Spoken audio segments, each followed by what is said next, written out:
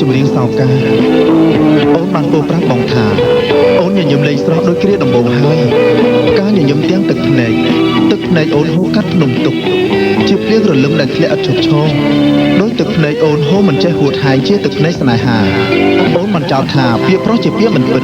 ជាទឹកស្ទឹងដែលហូរមិនចេះត្រឡប់ទឹកហូរមិនដែលហត់ប្រុសស្បត់កុំឲ្យជឿអូនបានចាំនៅពាក្យពេចន៍សម្ដីដែលយើងធ្លាប់សាសងជាមួយគ្នានៅគ្រាដំបូងខុសពីអ្នកស្រីទឹកសុំទឹកអ្នកឃ្លានស្មុំអាហារពេលឃ្លានស្នេហាសុំឲ្យអូនប្រគល់ខ្លួនអូនចោទថាបងបានឆ្អែតហើយជិនណាយដោះដៃបោះបង់ចោលស្រីអត់មានអាឡ័យឲ្យស្រីរស់រងកម្មពាក្យនេះអូនចោទបងខុសហើយស្នេហារបស់បងគឺជាស្នេហាដែលគ្មានថ្ងៃជិនណាយទេដោយអ្នកចម្រៀងឆោមជវិនបានប្រកាសជម្រាបបងប្អូននោះព្រោះស្នេហ៍របស់ខ្ញុំបើស្នេហ៍ហើយគឺពិតជាស្មោះអត់កែប្រែទេ Hãy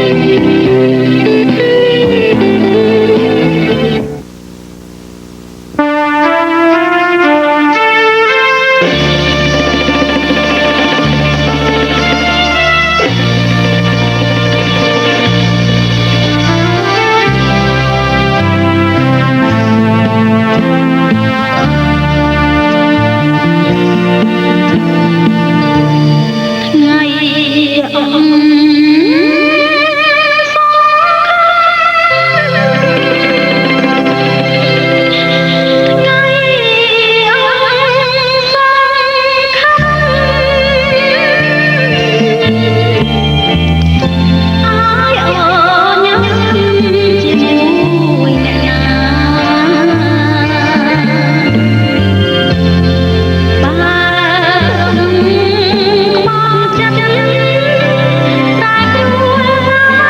kênh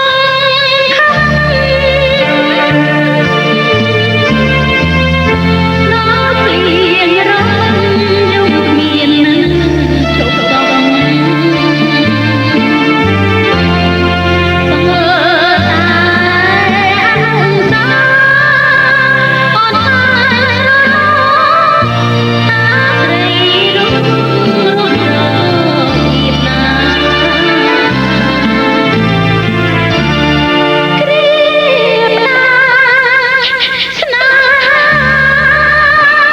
để